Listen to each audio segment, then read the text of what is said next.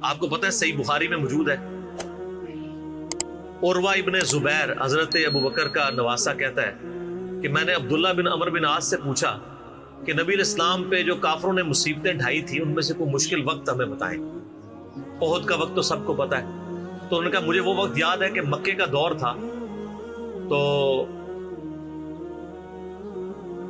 عقبہ ابن ابی معیط جس نے ایک دفعہ نبی علیہ السلام کے، صحیح بخاری مسلم میں آتا ہے کہ کندھے پہ اوجڑی لا کے اونٹ کی رکھ دی تھی، پھر سیدہ فاطمہ آئی انہوں نے ہٹائی، اس نے نبی علیہ السلام کے گردن میں ایک دفعہ چادر ڈالی، صحیح بخاری میں آتا ہے، اور اتنی زور سے کھینچی، گلا دبایا، قریب تھا کہ آپ کی مبارک آنکھیں باہر نکلا، تو اتنے میں سیدنا ابو بکر صدیق وہاں آئے اور انہوں نے اس کو مار کے ہٹایا، اور قرآن کی وہ آیت پڑھی، کیا تم ایک شخص کو صرف اس لیے مار دینا چاہتے ہو کہ وہ کہتا ہے کہ میرا رب اللہ ہے؟ اور پھر اس کے بعد جو حضرت بکر کی پٹائی ہوئی وہ الگ چیز ہے، لیکن وہ اس لیول کے اوپر اپنی جان نثار کرنے کے لیے تیار ہو جاتی تھی۔ غزوہ احد کے موقع پر صحیح بخاری میں آتا ہے کہ 12 بندے صرف نبی صلی اللہ علیہ وسلم کے ساتھ رہ گئے تھے 700 میں سے، اور ان 12 میں حضرت ابو بکر بھی شامل تھے، حضرت علی بھی تھے، حضرت عمر بھی تھے۔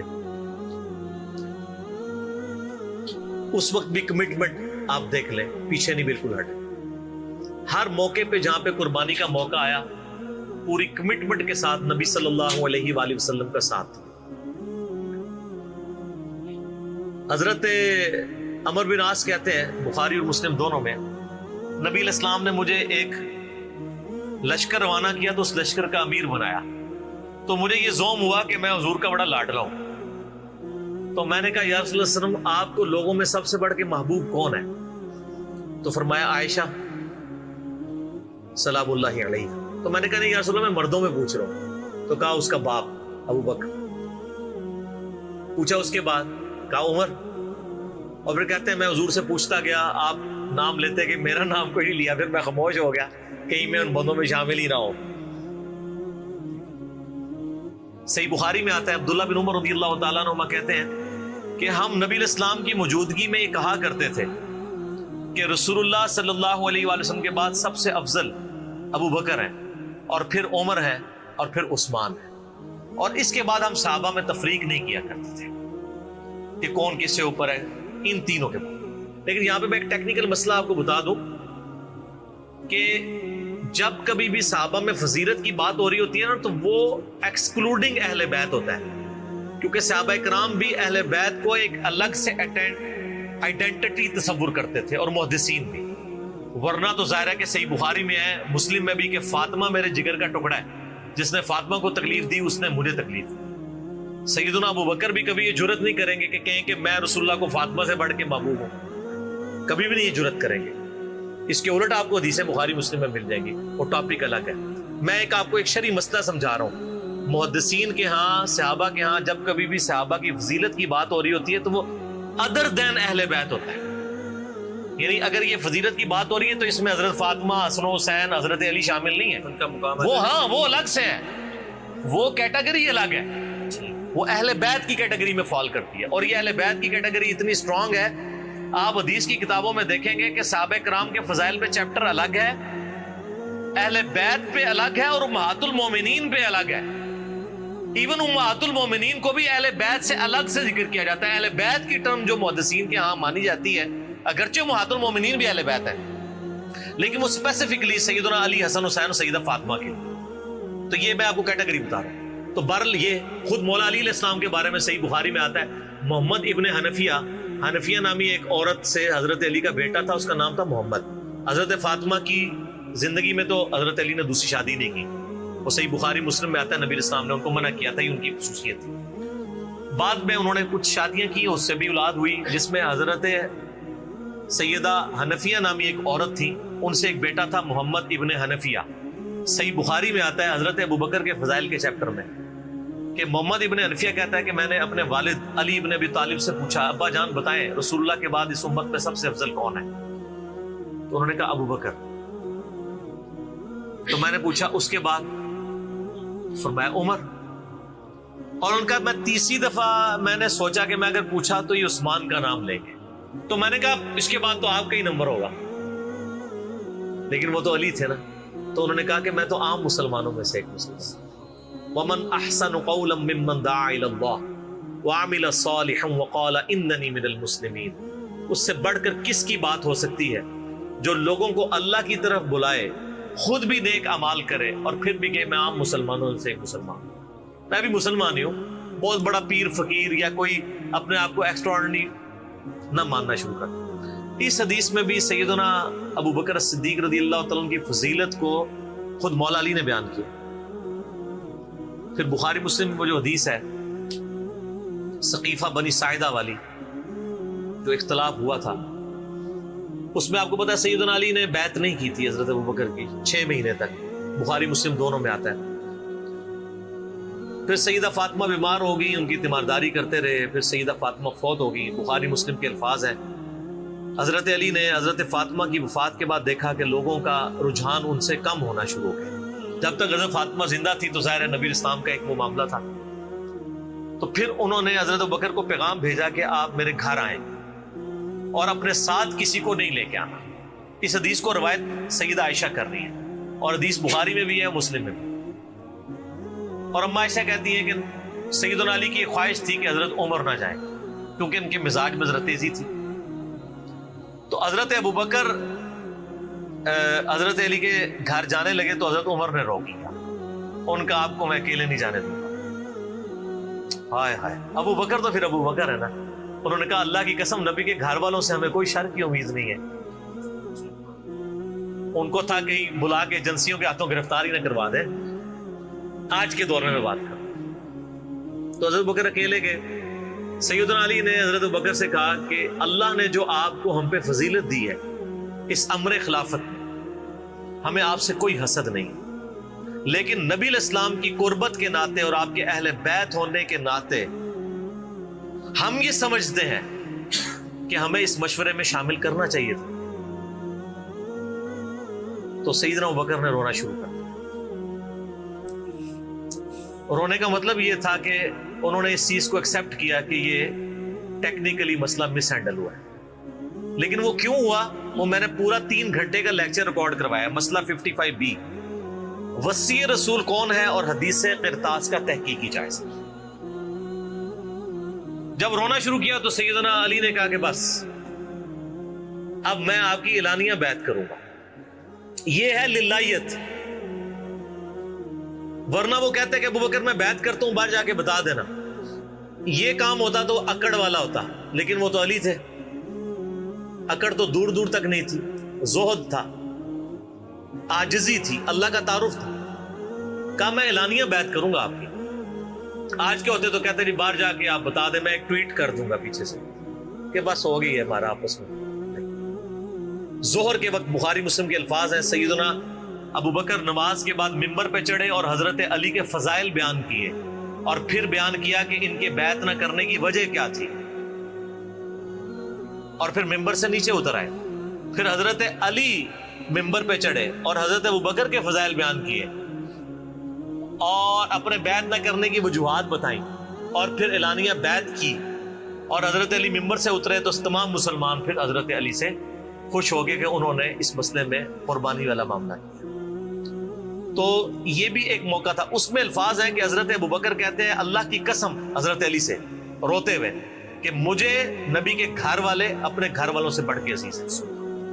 اور آپ کو مزے کی بات بتاؤں، صحیح بخاری میں ایک کریٹیکل حدیث ہے حسن حسین کے چیپٹر کے اندر، امام بخاری نے ڈالی ہے، وہ امہات المومنین کے چیپٹر میں نہیں ہے، حسن حسین والے چیپٹر میں ہے، کہ حضرت ابو بکر کہتے ہیں کہ رسول اللہ کے قرب کو ان کے اہل بیت کے قرب میں تلاش کرو۔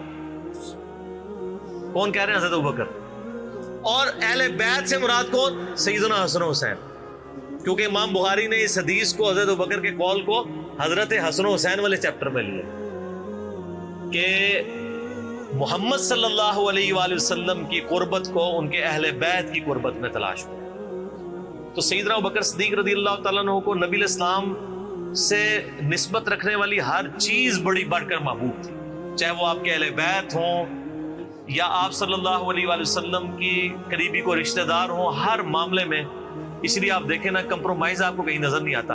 سر بخاری میں آتا ہے کہ صلح حدیبیہ کے موقع پر حضرت عمر سے بھی تھوڑی سی مس ہینڈلنگ ہو گئی تھی، یا رسول اللہ ہم کیا حق پہ نہیں ہیں، پھر دب کے کیوں صلح کر رہے ہیں؟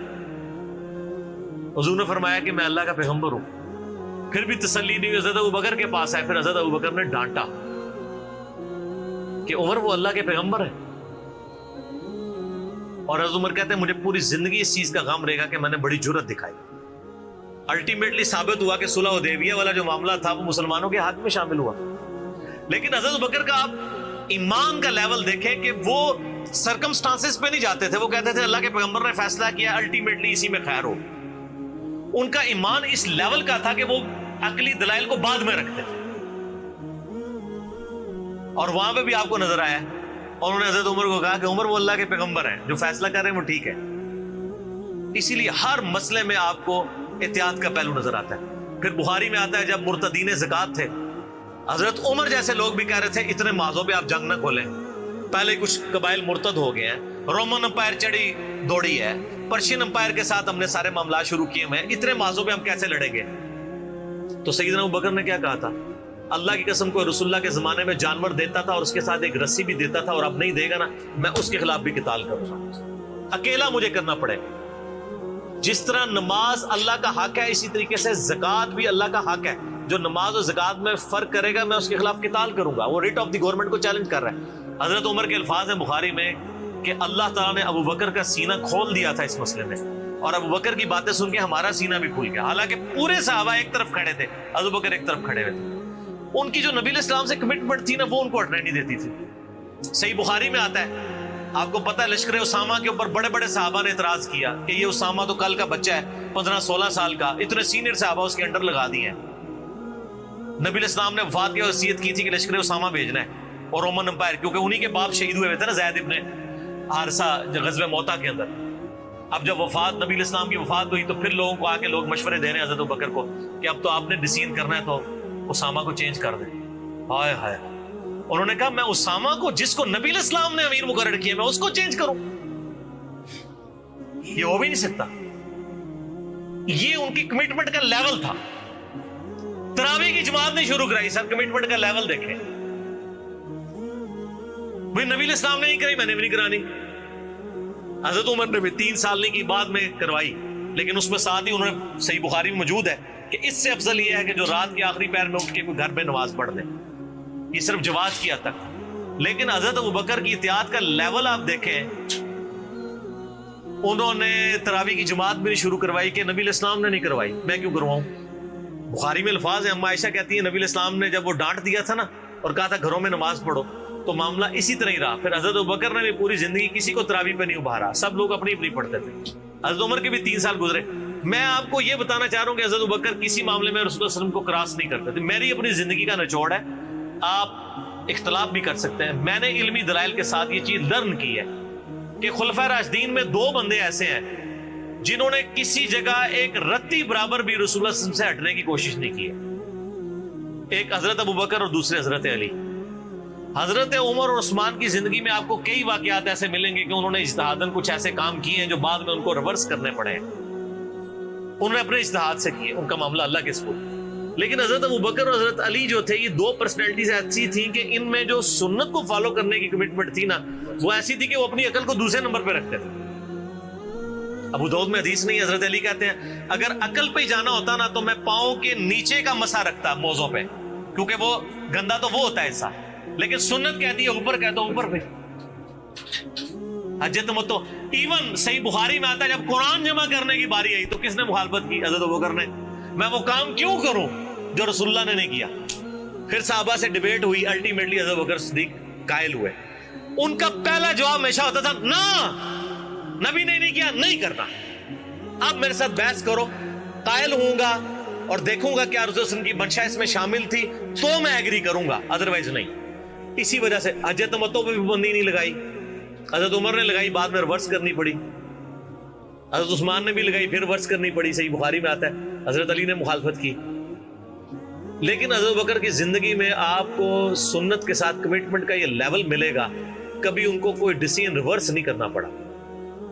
ان کی نبی علیہ السلام کے ساتھ جو عقیدت تھی نا، اور ہر معاملے میں، حتیٰ کہ صحیح بخاری اور مسلم میں آتا ہے، اور نبی علیہ السلام کا کیا ریگارڈ ہے، بخاری مسلم دونوں میں آتا ہے کہ نبی صلی اللہ علیہ وآلہ وسلم نے یعنی بیماری کے دن تھے آپ کے، آپ نے فرمایا کہ ابو بکر کو میری جگہ نماز پڑھائے۔ تو حضرت عائشہ کہتی ہیں کہ میں نے کہا یا رسول اللہ علیہ وسلم، میرے باپ جو ہے رقیق القلب ہیں، آپ کی جگہ مصلی پہ کھڑے ہوں گے نا تو وہ برداشت نہیں کر سکیں گے کہ یہ دن بھی دیکھنا پڑا کہ اللہ کے نبی مصلی پہ نہیں آئے اور میں ان کی جگہ کھڑا ہوں، تو نماز نہیں پڑھا پائیں گے۔ تو آپ فرمایا لا، ابو بکر کو کہو کہ نماز پڑھائیں۔ پھر انہوں نے ریکویسٹ کی، نبی علیہ السلام اتنے غصے میں آئے، بخاری اور مسلم کے الفاظ ہیں، آپ نے فرمایا تم تو یوسف والیاں ہو۔ ہوئے ہوئے ہوئے، یوسف کو کس نے تنگ کیا تھا؟ زلیخا اور باقی عورتوں نے۔ کتنی نٹوریس مثال تھی اگر آپ کمپیئر کرنا شروع کریں، بالکل 100% بٹھائیں تو حضرت یوسف کو تنگ کیا نا، اپنی طرف مائل کرنا چاہتی تھی۔ یہاں پہ وہ والا نیگیٹو پہلو نہیں تھا، لیکن یہاں پہ نبی علیہ السلام نے اپنی بیویوں کو کیا کہا؟ تم بھی یوسف والیاں ہو۔ جس طرح ان عورتوں نے یوسف کو اپنی مرضی کے مطابق چلانے کی کوشش کی تھی، تو مجھے اپنی مرضی کے مطابق چلا رہی ہو۔ ابو بکر کو کہو کہ نماز پڑھے۔ اتنی کمٹمنٹ، پھر انہوں نے نماز پڑھائی۔ صحیح بخاری میں آتا ہے، اما عائشہ کہتی ہیں حضور اپنی وفات کے دنوں میں کہتے تھے، عائشہ میرا ارادہ ہے میں تیرے بھائی عبد الرحمن بن ابی بکر اور تیرے باپ ابی قحافہ ان کی یعنی وہ نیت تھی، اس کو بلاؤں اور ان کو میں لکھ دوں۔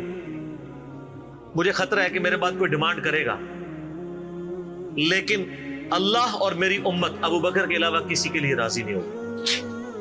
یہ تو بعد میں پتہ چلا نبی علیہ السلام اشارتاً کیا بات کر رہے تھے، امر خلافت۔ اس حدیث کے تحت میں نے 55B مسئلے میں بتایا کہ نبی علیہ السلام اگر اپنی زندگی میں کسی کو خلیفہ نامزد کرتے تو حضرت ابو بکر کو کر کے جاتے، کیونکہ نبی علیہ السلام بادشاہ نہیں تھے، اللہ کے پیغمبر تھے۔ آپ اپنے خاندان میں کبھی بھی یہ معاملہ نہیں کر سکتے تھے،